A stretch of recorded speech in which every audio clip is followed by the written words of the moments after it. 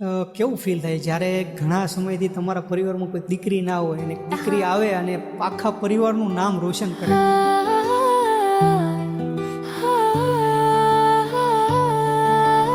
મેં એવું ગયા જન્મમાં મેં કયું સારું પુણ્ય કર્યું છે કે મેં કયું સારું એવું કર્મ કર્યું છે કે જેનું ફળ મને મારું ફેમિલી મળ્યું છે. તો મારા ઘરમાં લાઈક એક શાદી હોય ને, ફંક્શન, એવો માહોલ હતો.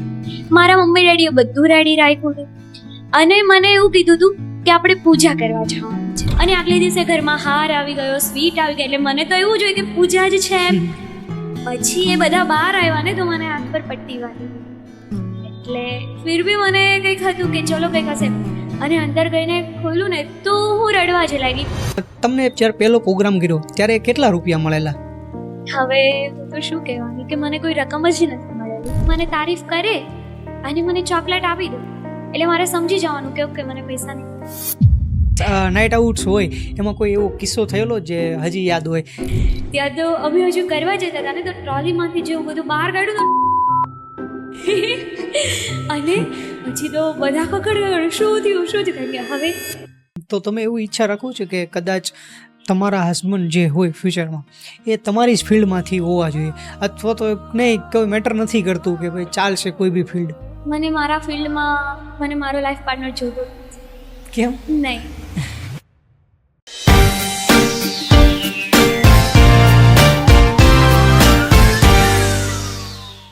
નમસ્કાર દર્શક મિત્રો, હું દર્શન સુતરિયા ધ ગુજ્જુ ટોક પોડકાસ્ટમાં આપનું સ્વાગત કરું છું. આજે આપણા મહેમાન છે પલક લાખાણી, જેમને તમે એના લગ્ન ગીતો અને ફટાણાઓથી તો ઓળખતા જ હશો, પણ ત્યાં પહોંચવા માટે એમને કેટલો સંઘર્ષ કર્યો છે, એમના પરિવારે એના માટે કેટલો સંઘર્ષ કર્યો છે, આ સિવાય તેમના મિત્રો વિશે, તેમના ફ્યુચર હસબન્ડ વિશે તેમનું શું કહેવું છે, આની ડિટેલમાં ચર્ચા કરી. આ સિવાય ઘણી બધી ચર્ચાઓ કરી. તો ચાલો સાંભળીએ.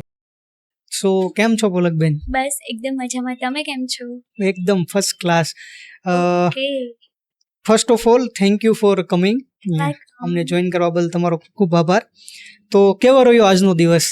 આજનો દિવસ થોડોક હેક્ટિક હતો બીકોઝ મોન્સૂન સિઝન ચાલે છે અને શૂટ એન્ડ ઓલ હોય, મીટિંગ્સ હોય, એટલે ચાલ્યા રાખે ધીમે ધીમે. એટલે નોર્મલ દિનચર્યા આવી જ હોય છે? હેક્ટિક જ? ના, હેક્ટિક હર ટાઈમ નથી હોતી. વીકમાં લાઈક 3 days 4 days હેક્ટિક હોય, બાકી તો પીસફુલી. તો સૌથી સવારે કેટલા વાગે જાગો? આ બહુ ટફ ક્વેશ્ચન છે મારા માટે. લાઈક બેઝિકલી એવું થતું હોય કે ઇવેન્ટ હોય, સિઝન હોય, ત્યારે તો લેટ જ જાગવાનું, બટ અભી જ્યારે મારું શૂટ હોય ત્યારે વહેલા 6-7 વાગે જાગી જતી હોઉં છું, બટ રેગ્યુલરલી તો 11-12. મતલબ આમ લેટ થી જાગવાની પેલી છે. તો સમજો હવે નોર્મલ દિવસ છે ત્યારે લેટ જાગો કોઈ ઇશ્યુ નથી, પણ જ્યારે ફંક્શન ચાલુ હોય, તમારા પ્રોગ્રામ્સ ચાલુ હોય, ત્યારે સડન ચેન્જીસ કરવામાં કોઈ ઇશ્યુ ના આવે, જેમ કે વોઇસ ખરાબ થઈ જવો? બીકોઝ કેવું હોય કે એક સિઝન ચાલુ થાય એટલે સ્ટાર્ટિંગમાં લાઈક તુલસી વિવાહ ખતમ થાય પછી સિઝન ચાલુ થવાની છે, તો ધીમે ધીમે લાઈક એ હેબિટ થતી જાય અને પછી થઈ જાય જશે. એવું કોઈ પ્રોબ્લેમ તો નથી આવતી કોઈ. એટલે નોર્મલી દિવસોમાં તમે આટલા એનર્જેટિક છો જેવા તમે રીલમાં દેખાવ છો? એક્ઝેક્ટલી. મારી રિયલ લાઈફ અને રિયલ લાઈફ એમ તો સેમ જ છે, but like nature, outfit, behave એમાં થોડું ઘણું ચેન્જ હોય. બાકી હું આટલી હસતી ખીલતી જોઈ ઓલવેઝ. બાળપણથી જ? ચાઇલ્ડહુડ હું આવી જ છું પહેલેથી. એટલે પેલા બાળપણમાં શાંત હતા કે આવી રીતના બધાને એન્ટરટેન કરતા ઘરમાં? શાંત હું ક્યારે હતી જ નહીં. પહેલેથી હું લાઈક આવી વાતુડી જ છું અને થોડી જિદ્દી. એટલે ઘરમાં ક્યારે એવું થાય કે ભાઈ પપ્પા તોફાન કર્યા હોય અને પપ્પાની દાટ પડે, અથવા તો ભાઈ સાથે મસ્તી કરી હોય એવું કઈ? ના, મને એ બધા એટલી પંપાળે છે એમાં તો હું આટલી જિદ્દી ને થઈ ગઈ છું. બાકી તો બધા શાંત જ હોય, બટ પહેલાથી તોફાન મસ્તી બધું હતું, બટ બધું ભાઈને પડે, મને કઈ નહીં. તમારા લીધે? Yes, exactly. કેવો બોન્ડ છે તમારા ભાઈ સાથેનો? એમ મારો સગો જોઈએ તો એક ભાઈ છે, બટ અમારા કાકા બાપામાં જોઈએ તો અમે ટોટલી 4 લાઈક મારા 5 બ્રધર છે અને હું એક જ સિસ્ટર છું, એટલે મારે બધા સાથે લાઈક સગા કરતા બી વધારે બોન્ડ. એટલે મારા 5 ભાઈઓ છે તો 5 સાથે બહુ સારો એવો બોન્ડ છે. હું એમ બી કહી શકું કે લાઈક મારા સેકન્ડ ફાધર. 4 ભાઈઓ મારાથી નાના છે અને એક ભાઈ મારો મોટો છે, તો એ બધા સાથેનું મારું બોન્ડિંગ એવું, અને બધા મને એટલી સાચું, અને ઓલવેઝ એ લોકોનું એક જ કહેવું હોય, અરે પલુ તું કર ને, તારા ભાઈઓ અમે બેઠા છીએ ને, ભલે એ નાના છે બટ ફિર બી કહેવાય ને કે અને અમે ક્યાંય બી ફંક્શનમાં જઈએ છીએ, કાંઈ બી વસ્તુ છે તો એઝ અ મને સિસ્ટર નથી, તો ક્યારે એ લોકો મને કમી મહેસૂસ નથી થવા દેતા. એ આટલી નાની નાની વસ્તુનું મારું ધ્યાન રાખે. એટલે મારા ભાઈઓ સાથેનો તો બોન્ડ મારો બહુ જ ગજબ છે, કે એમ કહું ને કે મારા સિક્રેટ કીપર તો બી એ ચાલે, એવા છે મારા ભાઈઓ. નોર્મલી ભાઈ અને બેનનો સંબંધ જ્યારે નાના હોય ને ત્યારે બાંધવાનું હોય કે ભાઈ નાની નાની વાતમાં ચાલવા જતા હોય ને ટાપલી મારીને ભાગી જાય, પછી એનામાંથી થોડુંક ઉગ્ર રૂપ થઈ જાય, ક્યારેક વધારે મસ્તી થઈ જાય. અને મોસ્ટલી કેવું હોય કે જ્યારે દીકરી પપ્પાને ફરિયાદ કરે ને કે ભાઈએ માર્યું, એટલે ભાગ ભલે એમનો હોય પણ માર ભાઈને પડે, ભાઈનું જ આવે. એવું તો મતલબ એવું જ થાય ઓલવેઝ કે લાઈક મારી ગલતી છે ખબર હોય બધાને, તો હું એમ કહું ને કે ના ના આમાં હું કે હતી જ નહીં, તો પહેલા એમ કહે છે કે નહીં મમ્મી દીદી જ હતી, તો કે ના ના પેલું ક્યારે હોય જ નહીં, તમારો જ વાંકો, એમ કરીને એ લોકોને માર પડે, બાકી મને ક્યારે આ દિન સુધી નથી પડ્યું. મને લાગે છે તમારા જે બોલવાની સ્ટાઇલ છે ને એના લીધે બધાને એવું લાગતું હોય છે કે આમનો કોઈથી ક્યાંય વાક જ નહીં હોય. સાચી વાત છે. નહીં, તમે એવું શાંતિથી અને એવી સિસ્ટમેટિક કહો ને એટલે આપણને નહીં વાક તો નહીં જ હોય, 100%ની વાત છે. આવું જ થાય છે. તો તમારા પિતા સાથેનું બોન્ડિંગ કેવું છે? અરે મારા ડેડી તો મારા માટે ભગવાન છે. યસ, લાઈક હું ભગવાનને એક જ પ્રાર્થના કરું કે મને હર જન્મ જ્યારે પણ મને આ દુનિયા પર પાછી મોકલે ત્યારે પ્લીઝ મને આજ મને ડેડી આપજો, કારણ કે અમારો બાપ દીકરીનો સંબંધ એવો છે કે મારા પપ્પાએ કોઈ દિવસ મારી પર શક નહીં કર્યો હોય. હું 21 વર્ષની થઈ ક્યારે એને મારો ફોન ચેક નથી કર્યો, બલકે મારા ડેડી મને સામેથી એમ કે ભલું તને કોઈ છોકરો ગમતો નથી ને, આવું ગઈ કોઈના પપ્પા, બટ મારા ડેડી મને કે અને ઓલવેઝ મને ગમે એ વસ્તુ કરવી હોય, અને આજે પણ હું જે પણ છું ને તો એ મારા ડેડીના લીધે છું. એણે કોઈ દિવસ અમને લાઈક મારા ભાઈને રિસ્ટ્રિક્શન હશે બટ મારી પર ક્યારે એણે મને રિસ્ટ્રિક્શન નથી આપ્યા, અને ઓલવેઝ એક જ વસ્તુ, તું એ વસ્તુમાં ખુશ છે ને તું કર, તું એ વસ્તુમાં ખુશ છે ને. મને એણે ક્યારેય દુનિયાનું નથી વિચાર્યું કે હું મારી છોકરીને આ કરવા દઈશ તો દુનિયા મને શું કહેશે. હું એમ કહું ને કે ડેડી હું આમ કરું છું તો તમને કોઈ કહેશે તો બસ એનો એક જ હોય લાઈક આન્સર કે હું જ્યાં સુધી તારો બાપ બેઠો છે ને, જ્યાં સુધી તારો બાપ જીવે છે ને ત્યાં સુધી દુનિયામાં તારે કોઈનું જોવાનું. આવું મારા પપ્પા મને, એટલે તો હું આટલી હસતી ખીલતી હોય કે મને ક્યારેય મને એવી બીક નથી રહી કે મારા પપ્પા મને આમ કહેશે.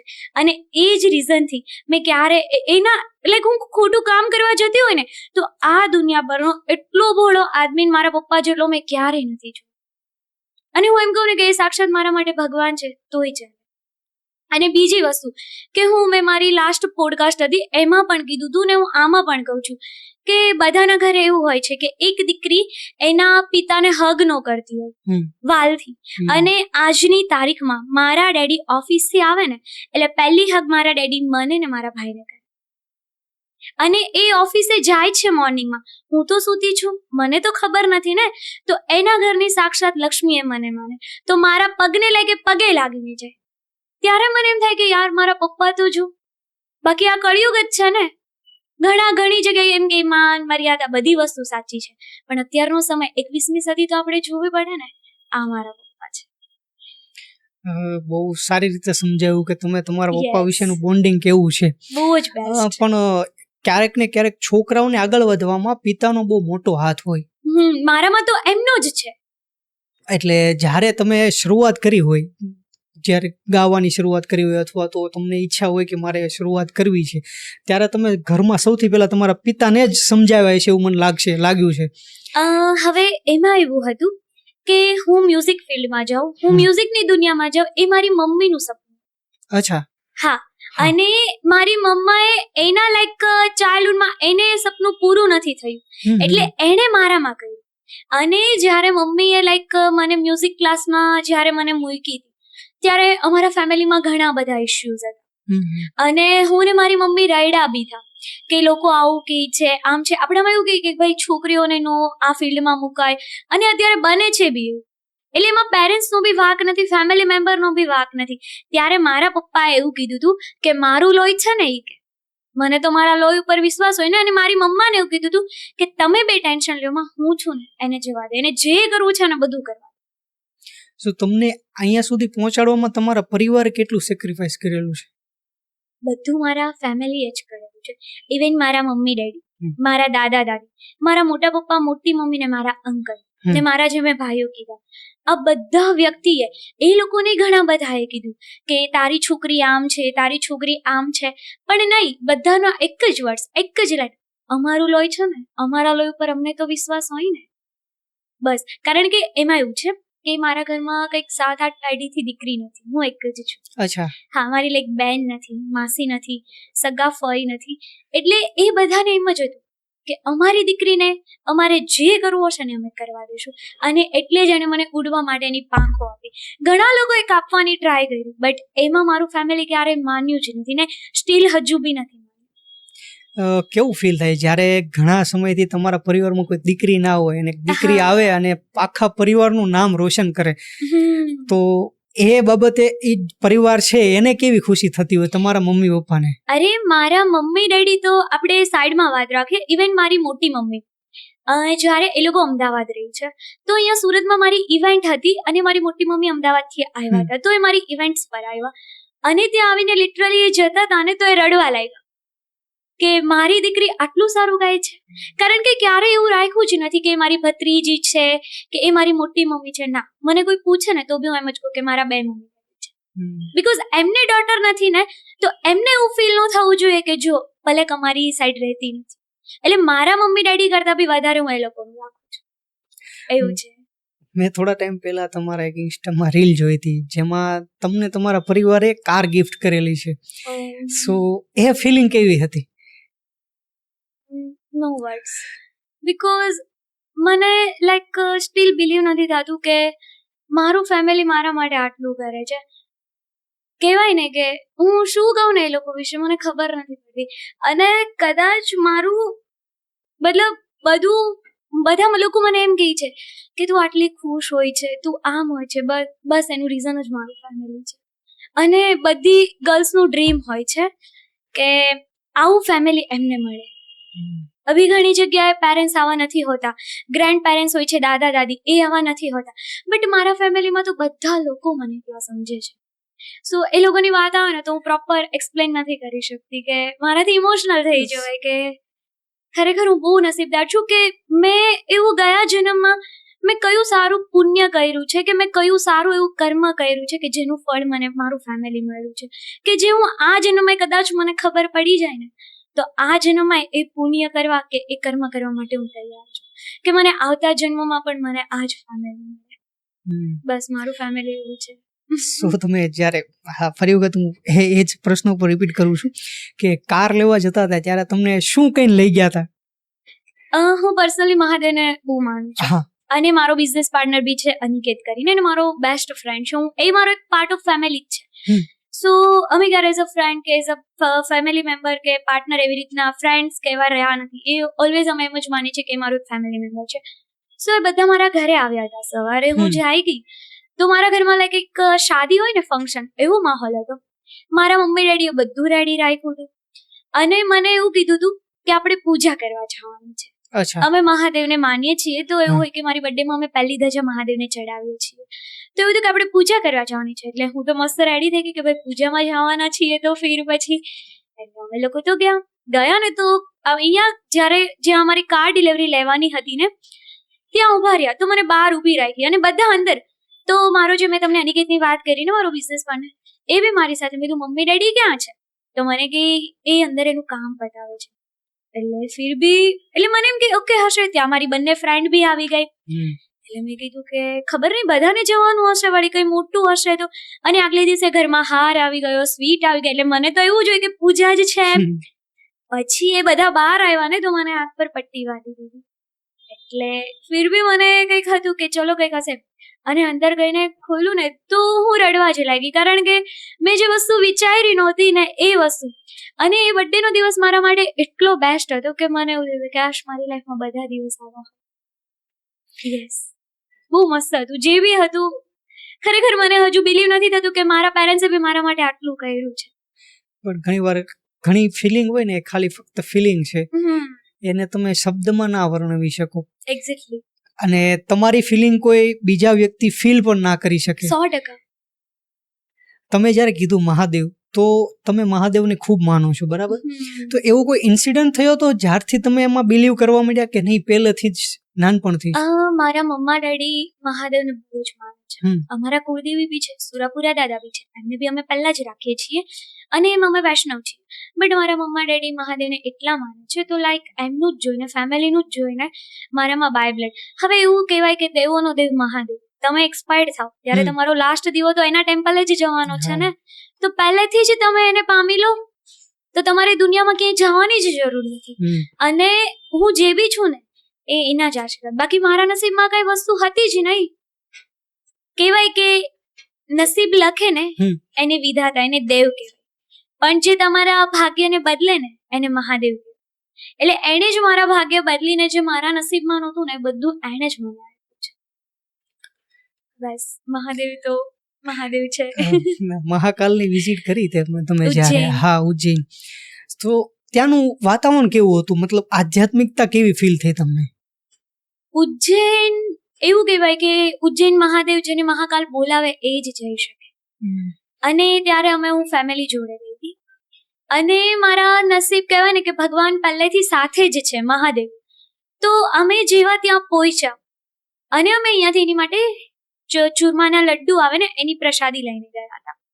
તો ઇવન અમારી પ્રસાદી બી અંદર જતી રહી, અને જેવી અમે લોકો અંદર પહોંચ્યા, અને એટલી ભીડ, અને અમે જેવા પહોંચ્યા ને એવા જ મહાકાલની આરતીનો સમય. એટલે એન્ટ્રી બંધ થઈ ગઈ, બહાર જવાનું, જેટલા લોકો અંદર છે એમને જ લાવો મળવાનો છે આરતીનો. તો ત્યાં ઊભા રહીને અમે આરતી અટેન્ડ કરી, અને લિટરલી એને જોઈને મને રડવું આવતું હતું, અને હું બહુ જ રેડી. શું કામ? તો કે બસ એક જ વસ્તુથી કે મને ફીલ થયું કે જે મારા બસમાં નહોતું, જે મારા નસીબમાં નહોતું ને બધું એણે મને આપી દીધું છે. હવે કદાચ એ મને કાંઈ નહીં આપે ને તોય મારે ચાલશે. એટલા સારા મને ત્યાં એમના દર્શન થાય, અને કે સાક્ષાત મને ભગવાન જ મળી ગયા હોય ને. બસ ઉજ્જૈનથી આવીને તો મને થોડા દિવસ અહીંયા ગમતું. એટલો બેસ્ટ એક્સપિરિયન્સ હતો ઉજ્જૈન. ક્યારે એવું થાય કે કોઈ એવી સિચ્યુએશન આવે જ્યારે તમને એમ થાય કે ભાઈ મહાદેવ અથવા તો કોઈ બી ભગવાન ઉપર આમ ગુસ્સો આવે, યાર ઠીક છે, મને બહુ ગુસ્સો આવી જાય ભગવાન પર, તમે યાર હું તમારું આટલું કરું ને તમે એટલું નથી કરી શકતા? મને બહુ ગુસ્સો આવી જાય જ્યારે છે ને, લાઈક એટલે એમાં એમનો બી વાંક નથી, એ પણ મારી એક્ઝામ જ લે છે ને, મને ડાયરેક્ટ તો બધું દેવાના નથી. નો ડાઉટ હું ભક્તિ કરું છું, બરાબર. અભી લાઈક અમારી જનરેશન મીન્સ ઝેન્ઝી, એટલે ભક્તિ પૂજા બધા ઓછી કરતા હોય, તો એમાં એની ભક્તિ પૂજા કરું છું. મારી કમ્પેરમાં બી જે ગર્લ્સ છે એ કાંઈ નથી કરતી, તો બી ઘણી ગર્લ્સને ફેમિલી ન હોય, પણ એને લાઈક કહેવાય ને કે ફાઇનાન્શિયલી એટલો એને સપોર્ટ મળતો હોય. હવે ખબર નહીં બીજાના પૈસા હોય, પોતાના હોય કે શું હોય, તો આપણને નથી ખબર. બટ હું કોઈ ઇન્સાનનું લાઈક એવું જોઈ જાઉં ને તો મને એમ થાય કે ભગવાન, હું તમને રાત દિવસ પૂજા કરું છું, તો તમે મારી સામું કેમ નથી જોયું? પછી તો મને એમ થાય કે એને સામું જોયું ને એટલે જ આજે હું અહીંયા છું. એટલે મને તો બહુ ગુસ્સો આવી જાય ભગવાન પર, કે મને જે વસ્તુ જોતી હોય ને એ મને ન આપે ને, એ થોડો ટાઈમ પછી મને આપી જ દેવાના છે. બટ ફિર બી મને ગુસ્સો આવી જાય ભગવાન ને. હું ભગવાન સાથે મારી સાથે ફાઇટ બી કરી, ને પછી હું બોલું બી નહીં થોડાક દિવસ. પછી મને જ્યારે મારી લાઈક ગલતી ફીલ થાય કે પછી મને સોરી બી કહું, ભગવાન સોરી યાર, મેં તમને આવું કીધું તું, આમ તેમ, પછી મનાવી લઉં. યસ. અને ભગવાન એક જ એવા છે કે જેને હું સામેથી મનાવું છું, બાકી હું કોઈને નથી મનાવતી, બધા લોકો મને મનાવે છે. હા, યસ. પણ એક આપણો ધર્મમાં એક એ વસ્તુ બહુ સારી છે, મને એવું ફીલ થાય છે કે તમે તમારા ભગવાન જેને પણ માનતા હોય, કદાચ કૃષ્ણને માનતા હોય, મહાદેવને માનતા હોય, તો એને એઝ અ તમે મિત્ર તરીકે જોઈ શકો. તમે એને કોઈ બી વસ્તુ કહી શકો. તમે એને કદાચ 2 શબ્દ ઊંચા અવાજે કીધા હોય, અથવા તમે બીજી કે ત્રીજી વસ્તુ કહી દીધી હોય, તો ક્યારેય પણ ભગવાને ખોટું નથી લગાવતા, કેમ કે એને એના ભક્તો ઉપર વિશ્વાસ છે.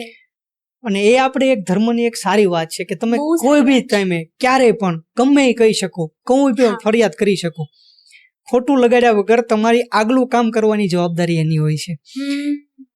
ફરી વખત તમારા કરિયર ઉપર આવીએ તો જ્યારે શરૂઆત કરી, કેટલા વર્ષની ઉંમર હતી તમારી જ્યારે તમે શરૂઆત કરી હતી?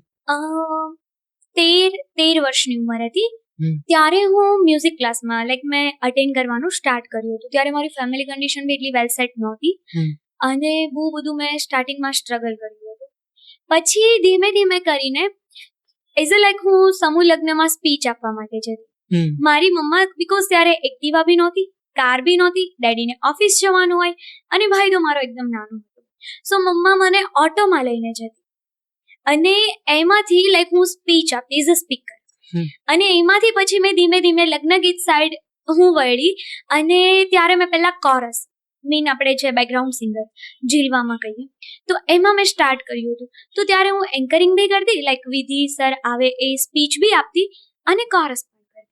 આવું હતું 13 વર્ષની ઉંમરે મેં સ્ટાર્ટ કર્યું. સો ત્યાં કેવું છે કે તમે તમારી ઉંમર એક તો ટીનેજ હતી, બરાબર? અને ફર્સ્ટ જ્યારે પણ તમે પહેલી વખત સ્ટેજ ઉપર ગયા હોય, એઝ અ એન્કર ગયા હોય, ત્યારે તમને કેવું ફીલ થાય? કેમ કે આ સામે હજારોની ભીડ હોય અને એમાં તમે કીધું સમૂહ લગ્ન, એટલે સમૂહ લગ્નમાં તો બહુ જ કમ્પ્લીટ public, ભીડ yes, હોય જ. exactly.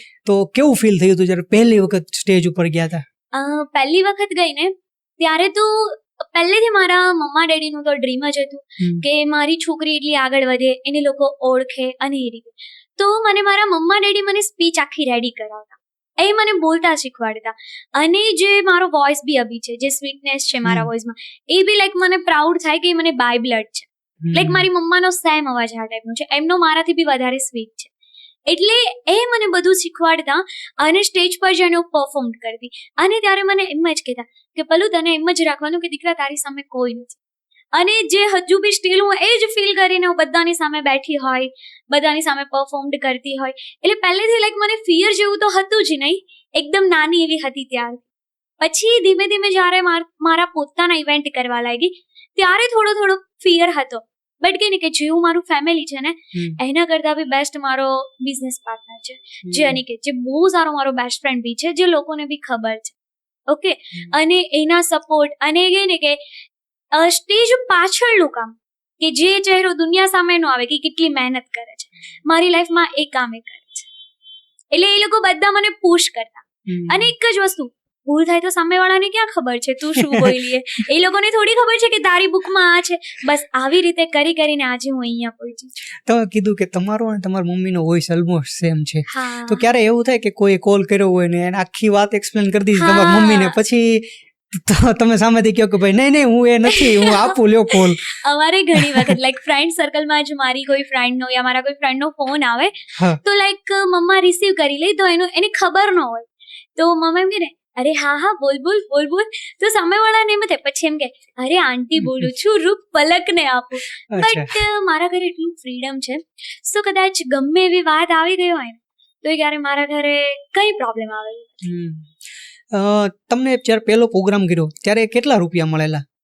હવે હું તો શું કહેવાની કે મને કોઈ રકમ જ નથી મળેલી.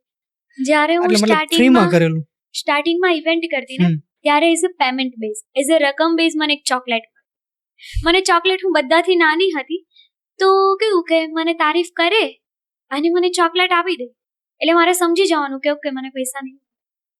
તો પણ હું 5:30-6 વાગ્યાની જતી અને રાતે 12-12:30 આવતી. અને જો આ વાત અગર હું મારા પેરેન્ટ્સને શેર કરું તો એ તો આટલું હાર્ટ કરે છે, મને જોઈ નથી શકવાના, તો એ મને આ ફિલ્ડમાં રહેવા દેવાના નથી, તો હું મારા પેરેન્ટ્સને બી ન કહી. એવું બધું હતું. અને પછી શરૂઆત થઈ તો ત્યારે મને પહેલી જ વાર મને 500 મીન 500 રૂપિયા આપ્યા. 500 રૂપિયાથી શરૂઆત કરી હતી? હા, 500 રૂપિયાથી આજે 2.5 લાખ, 3 લાખ, 3.5 લાખ સુધીના પેકેજમાં હું રમું છું. બટ જ્યારે તમને એક રૂપિયો એનો આપતા અને ત્યારે તમે જે ડેડિકેશનથી કામ કરેલું, કે ભલે મને પૈસા તો નથી મળતા પણ એક્સપિરિયન્સ મળે છે, કે મને બોલવાની કે ગાવાની એક્સપિરિયન્સ અને ટેવ પડે છે, તો આ તમને ક્યાંક ને ક્યાંક આગળ જઈને કામ આવશે. એટલે આ ફીલ્ડ, આના કારણે જ તમે કદાચ ફ્રીમાં કામ કર્યું છે.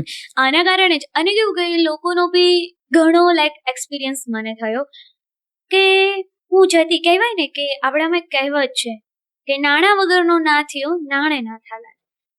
માણસ પાસે રૂપિયો ન હોય એટલે એની પાસે રંગરૂપ નથી હોવાનું, એની પાસે સુંદરતા નથી હોવાની, એને કંઈ આવડવાનું નથી. અને એકવાર માણસ પાસે રૂપિયો આવે, નામ આવે, લોકચાહના આવે એટલે એની પાસે રંગ રૂપ બધું આવે, સુખ સંપત્તિ સગવડ લોકચાહના બધું આવવાનું છે. તો જ્યારે હું જતી ને ત્યારે હું લુક વાઇઝ બી આવી, હું બહુ બ્લેક હતી ઓકે બીકોઝ ત્યારે કેવું કે આપણે નાના હોય આપણે એટલી બધી કેર નથી કરવાના કે કોઈ વસ્તુ. તો હું બ્લેક હતી અને મને લિપસ્ટિક મેકઅપ મને કંઈ કરતા નહોતું આવડતું. ઇવન મને કાજલ કરતા બી નહોતી આવડતી બીકોઝ મારા ડેડીના ઘરે મારા ડેડીને ત્યાં મેં એવું લીધું જ નહોતું કારણ કે મારું ફેમિલી એટલું વેલ સેટ નહોતું એ સમયમાં.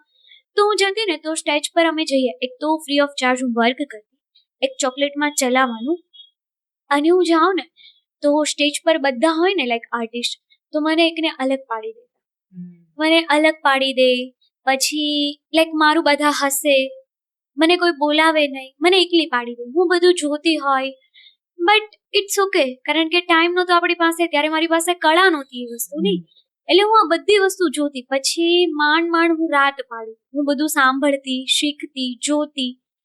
પછી મને ઘરે મમ્મી હું પહોંચું ને તો મમ્મા મને એમ પૂછે કે પેલું તું કેમ મૂંઝાઈ ગઈ છે, તો એમ હું થાકી ગઈ છું.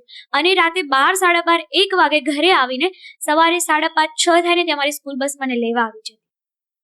તો આખી રાત હું મારા પેરેન્ટ્સને તો શેર ન કરતી, એમને કરું તો મને જવા ન દે. તો પછી હું ઘરે હોય ને તો રાતે સૂતા સૂતા હું રડતી, આખી રાત રડતી, અને સવારે જાગું તો મારી આઈસ સોજી ગઈ. અને અત્યારે એ જ લોકો મને એમ કહે છે યાર તું તો કેટલી મસ્ત દેખાય, યાર તું તો આમ આ તે, અત્યારે એટલી તારીફ કરે, તું તો ક્યાં પહોંચી ગઈ. આમ અત્યારે એ જ લોકો કે જે લોકો એક ટાઈમે મને બોલાવતા નહોતા. બટ આ તો કેવું છે કે તમે ત્યારે તો ટીનેજ હતા અને એક બાળકને કોઈ ખબર ન હોય કે બ્યુટી શું છે, કઈ રીતે લિપસ્ટિક કરવી, બરાબર. તો આ એક ટાઈપનું એક રેસિઝમ થયું. અને બીજા નંબરમાં કોઈ બી કલાકારને હું એવું માનું છું કે કોઈ બી કલાકારને એના કલાથી ઓળખવા જોઈએ. જેમ કે દિવાળીબેન ભીલનું એક્ઝામ્પલ લઉં તો એમની પાસે રૂપના નામે કોઈ વસ્તુ નથી, પણ એનો અવાજ તમે દિવાળીબેન ભીલને સાંભળો છો, જે મોટા આર્ટિસ્ટો છે એ રાઈટ જ છે, એ લોકોને આ વસ્તુ લુક કે કોઈ મેટર જ નથી કરતું. બટ કહેવાય ને કે આપણી સોસાયટીમાં, આપણા એરિયામાં, આપણા વિસ્તારમાં જ્યારે આપણે ચડ્યા હોય ત્યારે જેલેસી તો હોવાની જ છે બધાને. સ્વીટનેસ વોઇસ હોય તો એ લોકોને એમ કે કદાચ મારાથી આગળ વધી જશે તો, બસ આવા રીઝનથી લોકોને જેલેસી થાય. પણ કોઈના નસીબનું કોઈ ક્યારેય નહીં લઈ શકે, હાથમાંથી લઈ જશે બટ કપાળમાંથી તો કોઈ નહીં લઈ જાય ને. કદાચ તમે સપોર્ટ કરશો નહીં કરો એનાથી કોઈ ફરક નથી પડવાનો ને. સો તમે જ્યારે એક ફરી વખત લગ્ન ઉપર આવીએ, ફટાણા ગાતા હોય તો ફટાણા ને એવું બધું પછીથી શરૂ કર્યું કે પહેલેથી તમે ફટાણા જ ગાતા? પહેલેથી, જ્યારે લાઈક મેં મારા લીડના ઓર્ડર, હું જ્યારે મેઇનમાં મેં પરફોર્મન્સ સ્ટાર્ટ કર્યું ત્યારથી જ તે લાઈક હું મારા ફટાણાનો એક પાર્ટ આખો અલગ રાખતી. અને મને નહોતી ખબર કે મારા ફટાણા લોકોના દિલમાં આટલી જગ્યા બનાવી લેશે. યસ, એટલે ફટાણા મારા મેઇન છે. સો ફટાણા ગાતી વખતે કેવું હોય કે સમજો પ્રિપેરેશન કરવી પડે, કેમ કે સમજો તમે થોડી પ્રિપેરેશન કરતા હોય તો એવું થાય કે ભાઈ ત્યાં જઈને પછી એના પરિવારને જોઈ, એમના પરિવારના મેમ્બરને જોઈને પછી ત્યાં ઓન ધ સ્પોટ થોડી ઘણી તૈયારી કરવી પડે, એવું થાય? નહીં, એવું હોય છે કે ફટાણા લાઈક જે લિરિક્સ આવે ને હુક લાઈન એ તો સેમ જ રહેવાની છે. પછી ઘણી જગ્યાએ અમે જઈએ ને તો વેવાણો એ ઘણા બધા હસી મજાક વાળા હોય, ફની હોય, જેઓ શોખીન હોય, જે લુક વાઇઝ બી એટલા ફાઇન દેખાતા હોય, તો અમે એ લોકોને જોઈને લાઈક ઇન્સ્ટન્ટ અમે વર્ડ્સ બેસાડતા હોય છીએ કે લાઈક સુપડું 1.25 લાખનું છે. ઘણા બધા મારું સાંભળેલું છે, હું સંભળાવી દઉં. અને તમારી બી વિશ હતી કે તમે ગાઈને સંભળાવજો તો આપણે ગાઈએ. સુપડું 1.25 લાખનું જાટકો રે જાટકો, બોલું લડલી બેન તમારા સસરા લાગી કેવા, રંગી રૂડા રૂપી પૂરા, રંગી રૂડા રૂપી પૂરા. હવે અહીંયા સસરાની વાત આવી છે તો અમે વેવાણને જોઈ લીધા છે. હવે ફેન્સી છે, લાઈક અમને થોડા કહેવાય ને કે અમારા ટાઈપ લાગે છે, હસી મજાક વાળા છે, તો અમે એને કહીએ કે કેવા લાગે છે, રંગી રૂડા રૂપી પૂરા, રંગી રૂડા રૂપી પૂરા, જેઠાલાલ જેવા હે સુપડું 1.25 લાખનું જાટકો રે જાટકો. આવી રીતે હોય છે. ઘણી વખત એવું થતું હોય છે કે ગ્રુપનું ફ્રેન્ડ સર્કલ હોય તો એ બી ઘણું બધું હસી મજાક વાળું હોય, તો એમને બી ત્યાં ને ત્યાં જોઈને અમે લોકો ઇન્સ્ટન્ટ લાઈક બનાવી લેતા હોય. આ રીતે હોય છે. ગ્રુપના જે ફ્રેન્ડ્સ હોય તો નેક્સ્ટ લેવલના હોય છે. અરે પ્રો ભાઈ, મારા લગનમાં મને ખ્યાલ છે એટલે. યસ, સો આપણે ફટાણાની વાત કરતા હતા કે ફટાણામાં અલગ અલગ ઓન ધ સ્પોટ પણ બનાવવા પડતા હોય. ક્યારે એવું થાય કે તમારું બીમાર પડી ગયા હોય અથવા તો વોઇસ ખરાબ થઈ ગયો હોય અથવા તો આમ થોડુંક મૂડ ના હોય અને છતાં સ્ટેજ ઉપર જઈને પરફોર્મ કરવું પડ્યું હોય કેમ કે આપણે ઓર્ડર્સ લઈ લીધા હોય ઓલરેડી, આવું થયેલું છે ક્યારે? લાઈક મારું મૂડ તો ક્યારેય ખરાબ ના હોય. અગર ખરાબ હોય ફિર બી હું લાઈક મારા લોકેશન પર વેન્યુ પર પહોંચું ને એટલે ઓટોમેટિક મારું મૂડ બની જાય. બીકોઝ લોકો આપણને સાચવતા એટલા સારી રીતે હોય અને લોકોનો પ્રેમ આપણને એટલો મળતો હોય એટલે મૂડ તો મારું એમ જ સારું બની જાય. પણ હા, અવાજ ખરાબ ઘણી વખત હોઈ શકે છે બીકોઝ એમાં એવું થાય કે અમારી લોકોની સિઝન બેક ટુ બેક હોય. એટલે સુરત ઇવેન્ટ છે, ત્યાંથી ખતમ કરીને અમદાવાદ જવાનું છે, અમદાવાદથી રાજકોટ જવાનું છે અને ટ્રાવેલિંગ અમારે મોસ્ટલી બાય કાર થતું હોય છે. તો બાય કારમાં એસી, બહાર વિન્ટર સિઝન ચાલુ હોય, અંદર એસીનું ટેમ્પરેચર એટલે બંને મિસમેચ થવાનું છે. તો આ ઉજાગરાના લીધે ઘણી વખત મારું ગળું બેસી જાય. આ ગળું બેસી જાય, હું બોલી પણ ન શકતી હોય. પણ કહે ને કે સ્ટેજ ઉપર જઈએ અને ભગવાનના આશીર્વાદ ને લોકોના આશીર્વાદના લીધે કદાચ મારું ગમે એટલું ગળું ખરાબ હોય ને તો લોકોને ખબર નથી પડતી અને મને એ જ રિસ્પોન્સ બહુ સારો, જ્યારે બધી મારો વોઇસ બેસી ગયો હોય ને ત્યારે બહુ વધારે સારો રિસ્પોન્સ મળે છે. એટલે એવી તો પછી નીચે ઉતરીને ભલે મને ચક્કર આવવા લાગે કે એટલું પ્રેશર સાથે આપણે ગાયું હોય કારણ કે ગળામાં પેઇન થતું હોય, દુખતું હોય, બેસી ગયો હોય અવાજ, એટલે એવું બધું થયા કરે છે ધીમે ધીમે. સ્ટેજ ઉપર જ્યારે જાઓ તમે ત્યારે કોઈ મંત્ર બોલો અથવા તો કોઈ ભગવાનને વિશ કરો, ઘણી વાર કોઈ હોય તો પગે લાગતા હોય સ્ટેજને, તો એવું કંઈ કોઈ પ્રિપેરેશન કરો છો? હા, એક્ઝેક્ટલી. હું ક્યારેય લાઈક મારા લગ્ન ગીતના સ્ટેજ પર હું ચંપલ પહેરીને નથી જતી. હું ચંપલ નીચે ઉતારીને જ્યારે પણ સ્ટેપ ચડું છું અને સ્ટેજ પર પહોંચું છું એટલે પહેલા પગે લાગું છું. ત્યારે મારા કુળદેવીને, સરસ્વતી માતાને અને અમારા જે સુરાપુરા દાદા છે બસ એમને યાદ કરું છું બીકોઝ એમના આશીર્વાદ હશે તો બધું થઈ જશે. અને એવું જ થાય છે કે જ્યારે મને અંદરથી ફિયર હોય કે હું પરફોર્મ નહીં કરી શકું ત્યારે પણ આ લોકોના આશીર્વાદથી મારું બેસ્ટ થઈ જાય છે. બાકી હું મંત્રો તો કોઈ નથી હોતો બટ ખાલી હું આ લોકોને મનોમન યાદ કરી દઉં છું. ઘણી ક્યારે એવું થાય કે કોઈ કાર્યક્રમ પૂરો થઈ ગયો ત્યાર પછી જે નો કાર્યક્રમ હતો એનો કોલ આવે કે પલકબેન થેન્ક યુ, તમે અમારો કાર્યક્રમ કર્યો, બહુ સરસ કાર્યક્રમ રહ્યો, અમારી એક્સપેક્ટેશન કરતા પણ વધારે સારો થયો છે? ક્યારેક નહીં, અમારે 90% પીપલ એવા છે, મારા બધી પાર્ટી, મારા ક્લાયન્ટ એવા છે કે અમે જ્યાં બી પરફોર્મ કરવા ગયા હોય ત્યાંથી અમે બહાર નીકળીએ છીએ તો ઇવેન્ટ રસ્તામાં અમને ઊભા રાખી દે છે અને એમના ગેસ્ટ, પાર્ટી તો સાઈડની વસ્તુ છે, મેઇન જે ઓનર છે, જે માલિક છે એ તો અલગ છે, પણ ત્યાંના જે ગેસ્ટ છે ને એ બી અમને એમ કહે છે કે તમારું પરફોર્મન્સ એક નંબર. એ લોકો અમને મોટિવેટ કરે છે અને એવું કહે છે કે અમે ઘણી બધી જગ્યાએ જતા હોઈએ છીએ બટ અમને કાનમાં છે ને વાગતું હોય છે, બટ અહીંયાનું એવું હોય છે કે અમને એમ થાય કે અમે સાંભળ્યા જ કરીએ એટલે એ વસ્તુ અમારા માટે બહુ સારી એવી છે. સો તમે તમારું પરફોર્મન્સ આપ્યા પછી એનો વિડીયોઝ કે એવું કંઈક પરફોર્મન્સ પછી જુઓ છો પોતે? હા, હું તો ઘડીએ સ્ક્રોલ કર્યા કરું અને એમાં બી કોઈ સારો વિડીયો આવી ગયો છે કે જેમાં મારો વોઇસ બહુ સારો લાઈક સંભળાય છે તો હું એક નહીં, મારા નાના નાની, દાદા દાદી, મોટા પપ્પા, મોટી મમ્મી, બધા મારું હોલ ફેમિલી બધાને રિપીટ કરીને જોયા કરશે અને ઇવન મેં પોતે જ. સો તમે જ્યારે જોવો વિડીયો ત્યારે મોસ્ટલી શું વસ્તુ જોવો? તમારો બેસ્ટ પાર્ટ છે એ કે કદાચ તમારી કઈ અંદર ભૂલ રહી ગઈ છે એને સુધારવાની ટ્રાય કરો? લાઈક જ્યારે બી હું જોઉં છું તો હું ફર્સ્ટ લાઈક પહેલેથી લઈને લાસ્ટ સુધી જોઉં છું કે એમાં લાઈક મારા ફેસના એક્સપ્રેશન કેવા રહ્યા છે. પછી વચ્ચે લાઈક માઇક બંધ કરીને ઘણી વખત મને એવું થાય કે કોઈ બીટ આપવાની છે કે કોઈ કીબોર્ડ, મતલબ જે કીબોર્ડ વગાડતા જે આર્ટિસ્ટ છે એમને કંઈ કહેવાનું છે તો લાઈક મારું ફેસ ગંદુ થઈ ગયું, મને ગુસ્સો આવી ગયો હોય તો હું ટ્રાય કરું કે બીજી વાર મારાથી આ વસ્તુ ના થાય. એટલે આ બધી વસ્તુ હું જોતી હોઉં. સો ક્યારે સોંગમાં ગાતા હોય ત્યારે લિરિક્સ ગાતા હોય કે કોઈ બી વસ્તુ હોય, મતલબ ગાતા સમયે મિસ્ટેક થઈ જાય અથવા તો કડી ભૂલાઈ જાય એવું થાય છે?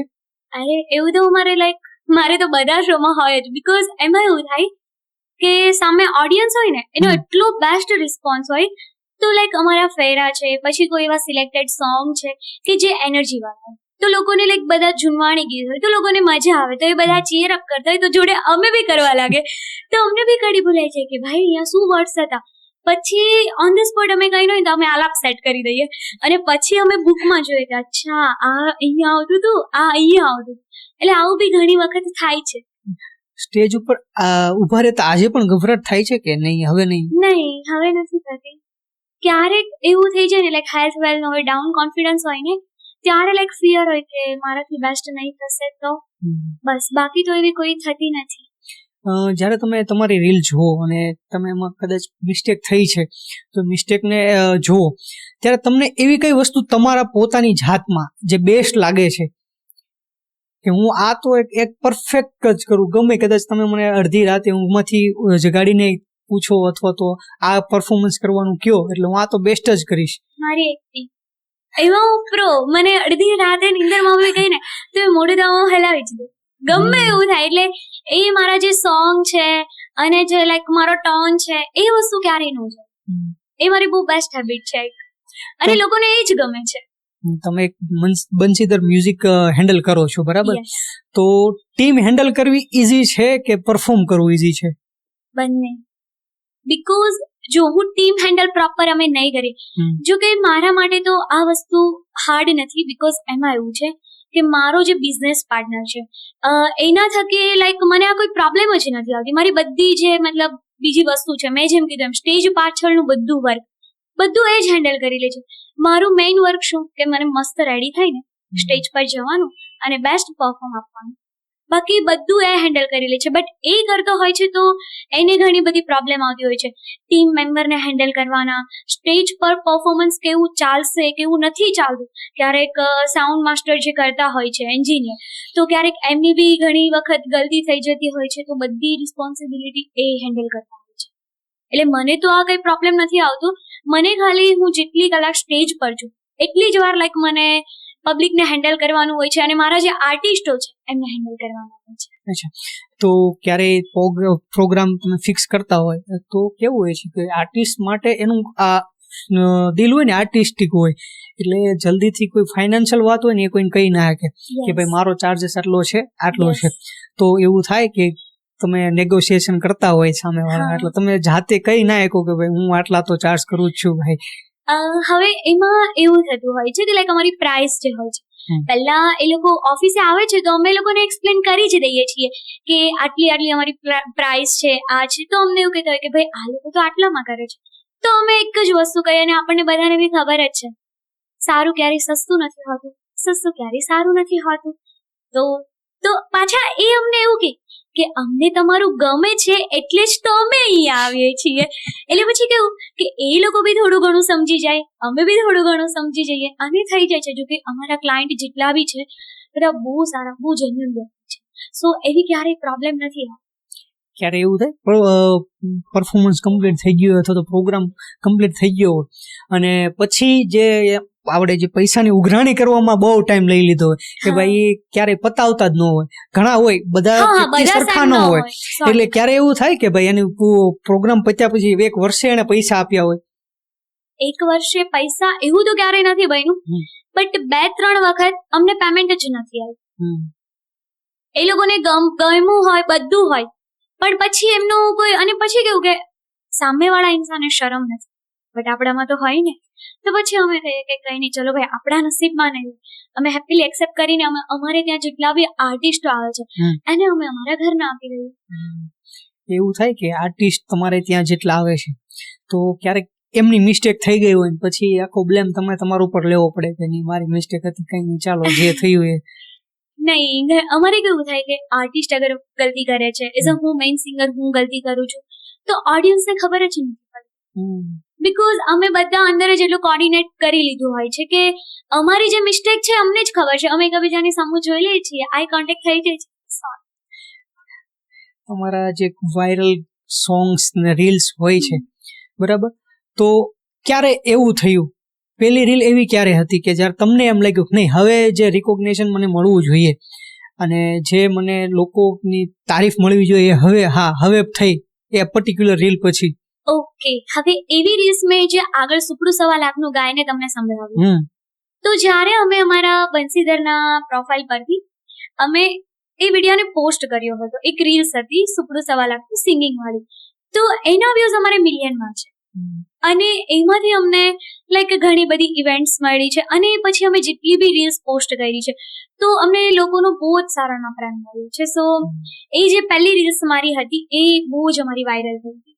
અને એ રીલ વાયરલ થયા પછી જ્યારે પણ તમે રીલ મૂકો ત્યારે ઘણા સારી અથવા તો ખરાબ કમેન્ટ કરતા હોય છે. પબ્લિક છે, ઓપિનિયન public મેટર છે. નથી Yes, કરતું, exactly. આપણે ઇગ્નોર કરી શકીએ, પણ ક્યારે એવું થાય કે કોઈની ખરાબ કમેન્ટ જોઈને તમને એમ થયું કે યાર આટલું સરસ તો ગાઉં છું, હવે આનાથી વધારે તો કેટલું હોય, અને ઘણા દિવસ સુધી એ કમેન્ટ યાદ રહી ગઈ હોય. ના, એવી કમેન્ટ તો ક્યારેય કોઈ કરી જ નથી. અને જે લોકો કરે છે તો અમે લાઈક એકવાર એમની આઈડી બી વિઝિટ કરીએ તો અમને બી લાગે કે હવે એને બી પૂરતું નોલેજ નથી. ક્યારે અમને હર્ટ થાય કે જ્યારે કોઈ જે નોલેજેબલ વ્યક્તિ છે, જે અમારાથી ઘણા બધા આપ આર્ટિસ્ટ છે, તો એ જ્યારે કમેન્ટ કરે છે ખરાબ, તો ત્યારે એ વસ્તુ થાય, ને એ વસ્તુ ક્યારેય નથી બની, બલકે બધાએ તારીફ જ કરી છે. એટલે એવું તો ક્યારેય થયું નથી. ક્યારે એવું થાય કે તમે જો કે સ્ટોરીમાં ને એમાં તમારી જે લાઈફ હોય બતાવતા હોય કે ભાઈ આજે આ શૂટ છે, આજે પેલું શૂટ છે, તો એવું થાય કે મુકાઈ ગઈ હોય સ્ટોરી, પછી આમ થયું આ નહોતી મૂકવાની, ખાલી ખોટી મૂકી દીધી. નહીં, એવું તો ક્યારેય નથી થયું. હા. લાઈક એ વસ્તુ છે કે મારી reel life and real life એકદમ ડિફરન્ટ છે. રીલ લાઈફ બધા જોવે તો બધાને એવું હોય, લાઈક મારા શૂટ વાળી સ્ટોરી જોવે, મારી પોસ્ટ જોવે, ઇવન મારી આઈડી વિઝિટ કરે તો બધાને એવું હોય કે આ છોકરી બહુ એટીટ્યુડ વાળી હશે, આવું વાયડી હશે, આ શું ઘરનું કામ કરતી હશે, આમ તેમ. બટ ના, એ મારી રીલ લાઈફ છે, અને એ વસ્તુ એકદમ આખી અલગ છે. અને રિયલ લાઈફ જે મારી ઘરની અંદરની દુનિયા છે, તો એ વસ્તુ બી એકદમ અલગ છે. કે પછી જે લોકો મને મળી જાય છે એકવાર, એ તો પછી એમ જ કહીશ યાર તું તો એકદમ અલગ જ દેખાય છે, તને અમે મળ્યા તો તું એકદમ ડાઉન ટુ અર્થ છે. એટલે કે રીલ લાઈફ અને રિયલ લાઈફમાં ઘણું બધું ડિફરન્ટ છે.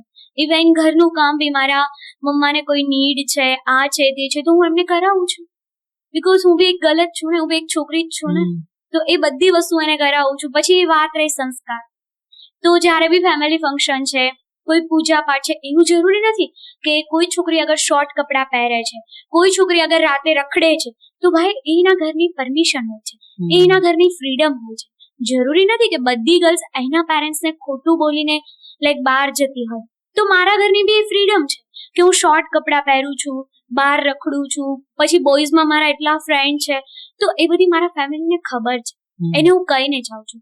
તો એ લાઈફ છે, તો એવું નથી કે તમે એવા કપડાં પહેરો છો તો તમારા સંસ્કાર એટલામાં જ છે. નહીં, હું બી મારા ઘરે પૂજા પાઠ સંસ્કાર જે મારા ઘરના છે, જે કુર્તા સેટ આ તે બધી વસ્તુ પહેરું જ છું ને. એટલે મારી reel life and real life એકદમ ચેન્જ છે. તમે હમણાં મિત્રતાની વાત કરી, તો પલકના મતે મિત્રતા એટલે શું? મિત્રતા વર્ડ્સ એવો છે કે મિત્રતા કરવી ને એ બહુ સહેલી વસ્તુ છે, પણ આ જ મિત્રતાને બધી જ કન્ડિશન સાથે હેન્ડલ કરવી અને એ જ મિત્રતાને છેલ્લે સુધી સાચવવી એ બહુ અઘરું મતલબ છે. અને મારી પાસે એવા મારા 3 ફ્રેન્ડ્સ છે જેના હું નામ લઈશ. પહેલો તો મારો ફ્રેન્ડ જે મારો બિઝનેસ પાર્ટનર છે અનિકેત, જેની લોકોને બી ખબર છે. બીજી મારી 2 ફ્રેન્ડ છે ગર્લ્સમાં, એક છે ઉર્વિશા અને એક છે પ્રિયા. આ 3 ફ્રેન્ડ મારા એવા છે કે જ્યારે લોકો મને ઓળખતા હતા ત્યારે એવા જ હતા, અને લોકો નતા ઓળખતા ત્યારે પણ એવા છે.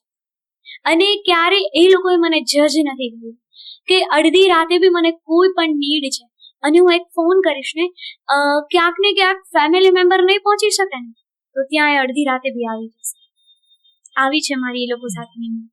સો તમે કીધું કે અનિકેત જે મારા અત્યારે બિઝનેસ પાર્ટનર છે, પણ સૌથી પહેલો તો એ મારા મિત્ર છે, બરાબર? તો અનિકેત જે છે એની મુલાકાત ક્યાં થઈ હતી? તમે સ્કૂલ ફ્રેન્ડ છે, કોલેજ ફ્રેન્ડ છે?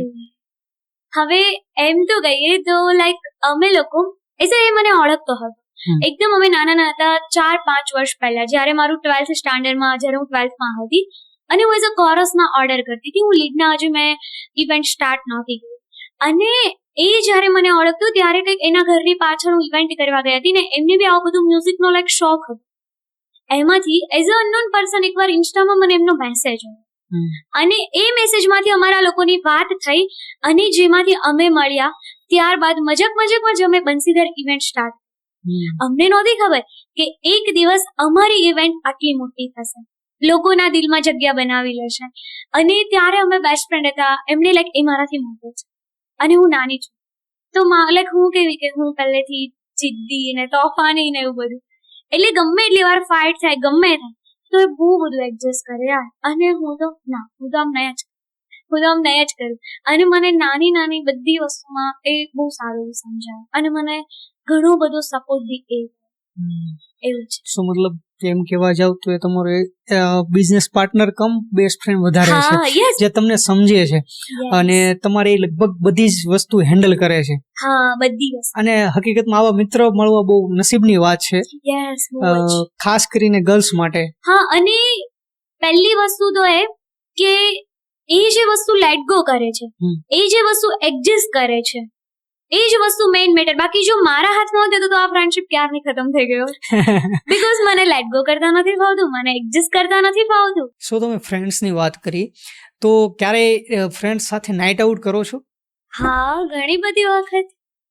બીકોઝ કેવું કે મારા ઘરેથી તો પરમિશન છે, એટલે બહાર જવાનું લાઈક નાઇટ આઉટમાં એવું હોય કે કોઈકના ઘરે લાઈક નાઇટ સ્ટે કરતા હોય પહેલા, અને પછી ત્યાંથી અમે લોકો બહાર જઈએ, ફિર ઘરે Raman and all like food બનાવીએ, ખાઈએ, સિરીઝ જોઈએ, બહુ મજા આવે.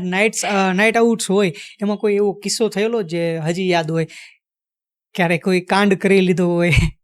એક વાર એવું થયું કે અમે બધા એક ઘરે લાઈક અમે બધી ફ્રેન્ડ્સ અમે બધા હતા બરાબર, તો પેરેન્ટ્સે અમને એવું કીધું હતું કે ફૂલ નાઇટ તમે જાગતા નહીં, બીકોઝ એમના બેક ડે જ અમારે બહાર જવાનું હતું, એક ફંક્શન હતું, એટલે તો એવું કીધું હતું કે તમે ફૂલ ડે લાઈક જાગતા નહીં, તમે સૂઈ જાજો. કીધું ઓકે, તો અમે એવું કીધું કે આપણે પેરેન્ટ્સને ખબર નહીં પડવા દઈએ. હવે રૂમની અંદર તો એસી ચાલુ હોવાનું છે નાઇટમાં, એટલે ફેન બી ઓફ હોય, ડોર તો અમે બહારથી ક્લોઝ કરી દીધા હતા કે કોઈ બહાર આવે તો ખબર ના પડે.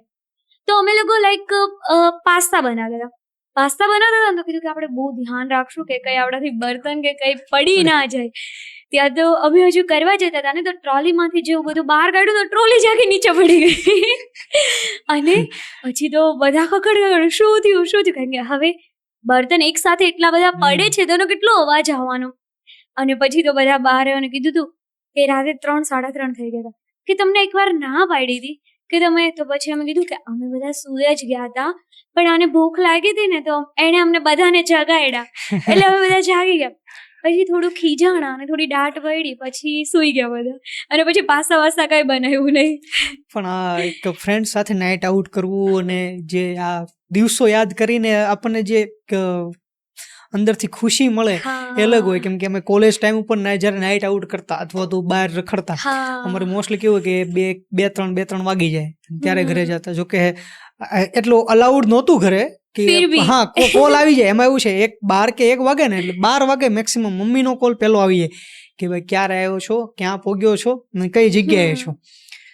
પણ છતાં પછી એમ કે ટાઈમ લાગશે 2 વાગે, તો કાંઈ નહીં તો આવી જાય તારી રીતે. પણ એક ફ્રેન્ડ સાથે બોન્ડિંગ અને બીજું કે જે મેમરી છે ને એ લાઈફ ટાઈમ મેમરી છે. એઝ મારા માટે તો ખાસ. સો આગળ વધુ તો તમે તમારા ફ્યુચર હસબન્ડમાં શું જોવા માંગો છો? એક ક્વોલિટી હોય તો કે આ ક્વોલિટી તો હોવી જ જોઈએ, બાકીનું તો એડજસ્ટ કરી લઈશ. હવે એમાં તો મારી પાસે બહુ બધું કન્ફ્યુઝન છે, બટ અભી લાઈક હું ઝેન્ઝી છું અને ફ્યુચર હસબન્ડ માટે હું કહીશ તો મને ફ્યુચર હસબન્ડમાં મને એટલું જોઈએ છીએ કે એ પોતાના પગ પર હોવો જોઈએ, નહીં કે એમના ડેડીના અર્નિંગ પર. પોતાના બિઝનેસમાં વેલસેટ હોવો જોઈએ, એક બિઝનેસમેન હોવો જોઈએ. અને બીજી વાત આવે, મને એના લુકથી કોઈ મેટર નથી કરતું, બીકોઝ લુક વાઇઝ હું છું ઇનફ છે. એ અગર લુકમાં નહીં હોય ને તો ચાલશે, બટ કઈ નહીં કે ઇન્સાનનો નેચર મારા માટે સ્વભાવ વધારે મેટર કરે છે. કે જ્યારે બી હું એની લાઈફમાં એન્ટર થાઉં છું ત્યારે લાઈક મારી રિસ્પેક્ટ, મારા ફેમિલીની રિસ્પેક્ટ, આ બધી વસ્તુ એક. અને અત્યારનું મેઇન અમે લોકો ઝેન્ઝી તો વન મેન વુમેન મને જોઈએ છીએ. અને એના માઇન્ડમાં પણ એવું હોવું જોઈએ કે એ વન વુમેન મેન લાઈક બનવા રેડી છે તો ઓફકોર્સ હું પણ વન મેન વુમેન બનીશ. બસ મને આ ટાઈપ, બસ આટલું હશે ને. એવું નથી કે ભાઈ મને નવાબ જોઈએ, રાજાશાહી જોઈએ, આ જોઈએ, નહીં. આટલું હશે ને તોય મને ચાલશે. અને કઈ ને કે લવ બધાને એવું થાય કે ભાઈ હું મિંગલ હશું, રિલેશનશિપમાં હશું, આ તે, બટ કેવું છે કે ઘણા લોકોને છે, બટ રાઈટ નાઉ એવું કંઈ છે નહીં. બિકોઝ મારું પર્સનલ એવું માનવું છે કે જે પહેલું એ જ લાસ્ટ. એટલે આ વસ્તુમાં હવે મને તો નથી ખબર ને કે હું મારો જીવનસાથી કેવો સિલેક્ટ કરી શકીશ. હું તો લોકોને નથી ઓળખવાની ને. અને એની જગ્યાએ આપણા જ પેરેન્ટ્સ, તો કે હવે એણે જ એની દીકરીને લાઈક જન્મ આપ્યો છે તો એને તો ખબર હોય ને કે મારી દીકરીથી આ વસ્તુ થશે નહીં થશે. અને અત્યારના સમયમાં તો કેવું છે કે લવ મોસ્ટલી તો અભી યુઝ એન્ડ થ્રો જ ચાલે છે. કોઈ રિલેશનશિપ જ એવા છે કે જે ટકી રહ્યા છે, જેમનું શાદી સુધી પહોંચે છે, અને જેમનું પહોંચે છે એ ખરેખર બહુ જ નસીબદાર કહેવાય. જેને એમની લાઈફમાં રાઈટ લવ મળી જાય છે એ ખરેખર નસીબદાર છે. અને લવમાં કેવું હોવું જોઈએ કે જે પણ લવ કરે છે ને એ નિસ્વાર્થ હોવો જોઈએ. મેં આગલી વખતે બી જ્યારે લાસ્ટ ટાઈમ હતું ત્યારે પણ મેં આ જ ડેફિનેશન આપી હતી કે લવમાં છે ને કોઈ સ્વાર્થ ન હોવો જોઈએ. મારો હસબન્ડ એવો હોવો જોઈએ કે એને મારી લાઈક પબ્લિસિટીથી, મારા લુકથી, કે મને લોકો કેટલી ચાહે છે એના માટે કોઈ વસ્તુ મેટર ન કરતી હોવી પડે. અગર એ મને એક નોર્મલ ગર્લ, એક નોર્મલ છોકરીની એજ એ મને જોશે ને તો બસ મને આવો હસબન્ડ જોઈએ છીએ. તો તમે એવું ઈચ્છા રાખો છો કે કદાચ તમારા હસબન્ડ જે હોય ફ્યુચરમાં એ તમારી જ ફિલ્ડમાંથી હોવા જોઈએ, અથવા તો નહીં કોઈ મેટર નથી કરતું કે ભાઈ ચાલશે કોઈ બી ફિલ્ડ? હવે એવું છે કે મને મારા ફિલ્ડમાં મને મારો લાઈફ પાર્ટનર જોતો જ નથી. કેમ નહીં? બિકોઝ કેવું છે કે એક કમ્પેરિઝન આવી જાય. અને એટલે મારું પર્સનલી આવું માનવું છે. ઘણા લોકોનું બેસ્ટ હોય કે ભાઈ હું આપણી જ ફિલ્ડમાં કરીશ તો બેસ્ટ રહેશે, અને જેને લાઈફ ટાઈમ મ્યુઝિકમાં રહેવું છે એ લોકો આ વસ્તુ વિચારી શકે. બટ મને એઝ અ મારા ફ્યુચર પાર્ટનર મને બિઝનેસમેન જોઈએ છીએ જે મારી ફિલ્ડમાં. પછી કદાચ એ મને ઘણા લોકોનું એવું બી હોય કે તો તારા મ્યુઝિકનું, તારી ફિલ્ડનું આ તે, તો કદાચ એ મને જો મને જેવા લાઈક મારા જીવનસાથી સ્વરૂપે જોઈએ છીએ, અગર મને એ ટાઈપ મળશે તો એના માટે મને એવું કહેશે કે મ્યુઝિક અલો નથી તો હું મૂકી દઈશ. બિકોઝ ભલે મેં ગમે એટલી મહેનત કરી, કેવું હોય છે કે બધા છોકરાનું હર એક ડ્રીમ હોય છે કે હું આટલો વેલ સેટ છું, હું આટલી સારી અર્ન કરું છું, તો એનું બી ડ્રીમ હોય કે મારી વાઈફ એવી હોય કે જે મારા મમ્મી ડેડીને સાચવે, મારા ફેમિલીને સાચવે, અને હું ઓફિસથી ઘરે આવું તો મને લાઈક ગરમા ગરમ જમવાનું બનાવીને. તો મારે એક આવી વાઈફ બનવું છે. એવું નહીં કે હું ઝેન્ઝી છું તો મને આમ જોઈએ તેમ જોઈએ, નહીં. એટલે મને આ રીતે મારો જીવનસાથી જોઈએ છે. મસ્ત ડેફિનેશન આપી કે તમે કદાચ તમારા હસબન્ડ એમ કહેશે કે ભાઈ નહીં પલક તારે આ મ્યુઝિક ઇન્ડસ્ટ્રી મૂકવી પડશે, કે ભાઈ તારે નથી કરવાનું ફ્યુચરમાં મેરેજ પછી, તો તમે મૂકવા તૈયાર છો? હા, હું રેડી છું. તો તમે તમારી સાઈડથી તમારો લાઈફ અત્યારથી ડિફાઇન કરી દીધો કે મારી માટે એ પાત્ર એક ફિક્સ છે કે જે કહેશે એ હું કરવા તૈયાર છું. એક્ઝેક્ટલી. હા, કે એ મને બીકોઝ એ ઓફિસથી આવે છે, એ થાકીને આવે છે, તો એને બી ઓફિસ હોય ત્યારે એને તો હોય કે હું ફટાફટ ઘરે જાઉં, હું મારી વાઈફને મળું. હવે અગર હું જ મારી ફિલ્ડ પકડીને બેસી ઓકે કે નહીં મારે આ કરવું જ છે, તો પછી મારે મારી ફિલ્ડનું લાઈક મારે ફાઇન્ડ કરવું પડે, અને મારે એ વસ્તુ કરવી નથી કે મારે મારી ફિલ્ડમાં તો જવું નથી. એટલે મને બિઝનેસમેન જોઈએ છે ને એ રીઝનથી જ મેં મારા માટે. અને હા, મેઇન વસ્તુ જે અભી છે કે અભીના છોકરાઓ જે સ્મોકિંગ કરે છે, ડ્રિંક કરે છે, આ વસ્તુ મને બિલકુલ પસંદ નથી. અગર હું એના માટે મારી આખી ફિલ્ડ છોડવા માટે રેડી છું, નો ડાઉટ ચીલ કરવાની એજ હોય, તમે બધું કરો, તમને કોઈ વસ્તુની ના નથી. બધાને પોતાની લાઈફ એન્જોય કરવી હોય, એમાં કોઈ વસ્તુની ના હોય જ નહીં, બટ એની બી એક લિમિટ આવતી હોય, ક્યાંક ને ક્યાંક આપણા સંસ્કાર આવતા હોય. તો બસ મને આ વસ્તુ મારા માટે વધારે મેટર કરે છે કે છોકરો થોડો આમ તેમ ચલાવી લઈશ, બટ વ્યસન જે આવશે ને એ વસ્તુમાં હું નહીં ચલાવું. બિકોઝ એ મને પર્સનલી નથી ગમતા. અને એ બી શું કામ નથી ગમતા, તો કે એ એના જ બોડી પાર્ટને ડેમેજ કરે છે. એમાંથી એવું તો નથી કે એ કરે છે તો લાઈક એને બેનિફિટ્સ છે કે એ વસ્તુ. એટલે મને લાઈક આવો હસબન્ડ જોઈએ છે. અને આજે હું રિવીલ બી કરું છું કે એ જ રીઝનથી ફેમિલીમાંથી લાઈક આવી રિશ્તોના તો મારું ગોતવાનું ચાલુ કરી દીધું છે. બિકોઝ બધાને એવું છે કે આટલી નાની એજમાં કેમ, આટલી નાની એજમાં કેમ, તો આટલી નાની એજમાં એ રીઝનથી કે મને જેવો આવો પરફેક્ટ, મારું પરફેક્ટ કોઈ હોતું નથી, બટ મને જે વસ્તુમાં જોઈએ છે એ વસ્તુમાં હશે, ઇટ્સ ઓકે. તો એટલે મારી એજ થાય ત્યારે મને કમ્ફર્ટ મળી જાય. બસ ખૂબ સરસ ડેફિનેશન આપી. હવે હું અંતિમ ચરણ તરફ જઈશ કે જો તમારે 5 વર્ષ તમારી નાની પલકને કંઈ કેવું હોય આજ તમે છો ત્યારથી 5 વર્ષ પહેલાની પલકને કંઈ કેવું હોય, કોઈ સલાહ આપવી હોય તો તમે શું આપો? સલાહ તો હું એ જ આપીશ કે જ્યારે હું નાની હતી ને, અત્યારે બી જો કે મારો એ નેચર છે ને, જે હજુ મને ઘણી બધી વાર મને ખુદને ઇરિટેટ કરે છે, લાઈક હું જ હેરાન થઈ જાઉં છું. એ વસ્તુ છે કે હું બધા લોકોને મારા સમજી લઉં છું. આ વસ્તુ મારા માટે એક બહુ હર્ટ લાઈક મને કરે છે કે જે લોકોને હું મારા સમજું છું, જેના પર હું વિશ્વાસ કરું છું, અને એ જ વિશ્વાસ લાઈક મારું ફ્રેન્ડલી થવું જ મને ઘણી વખત નડી જાય છે. મને એમ થાય કે કાશ યાર હું, બટ મને એમ થાય કે કોઈ ઇન્સાનને આપણે કેમ મતલબ આવી રીતે હર્ટ કરી શકીએ, ના પાડી શકીએ, પછી ઇન ફ્યુચર એ જ ઇન્સાન આપણને જ સબક શીખવાડે. એટલે હું જે મતલબ નાની પલક હતી ને, એને બી એ જ કહીશ કે મને એ વસ્તુ જે હતી ને એ મારે નહોતી કરી, કે મારો નેચર એટલો સારો લોકો સામે મને નહોતો રાખવો કે પછી મને જ હેરાન થાય. બસ ક્યારે એવું થાય કે તમે કોઈ દુનિયાને સાબિત કરવા માટે તમે તમારી એનર્જી વેસ્ટ કરી હોય અને પછી રિયલાઇઝ થયું હોય કે આ તો કોઈ કરવાની જરૂર જ નહોતી? નહીં, બીકોઝ મેં ક્યારેય દુનિયાને ટાર્ગેટ કરી છે નથી. જો હું દુનિયાને ટાર્ગેટ કરત ને તો હું અભી જે આટલી નિખાલસ પલક છું ને એ હું ન હોઉં. તમે મને પહેલો જ ક્વેશ્ચન એ પૂછ્યો કે તમે રિયલ લાઈફમાં આટલા હેપી છો, તો તમે તમારી રિયલ લાઈફમાં આટલા હેપી છો, રાઈટ? તો જો અગર હું દુનિયાને પ્રૂવ કરતી હોત ને બધું, તો હું મારી રિયલ લાઈફમાં આટલી હેપી ન હોત. એટલે મારી માટે દુનિયા જ મારા પેરેન્ટ્સ છે અને મારું ફેમિલી છે. આનાથી મોટી મારી કોઈ દુનિયા નથી. થેન્ક યુ સો મચ, તમે અમારા શોમાં આવ્યા, આટલા સરસ ઇનસાઇટ્સ શેર કર્યા, એ બદલ તમારો ખૂબ ખૂબ આભાર. થેન્ક યુ વેરી મચ તમને, કે તમે બી મને આટલું બેસ્ટ પ્લેટફોર્મ આપ્યું એ બદલ very very thank you. Thank you so much.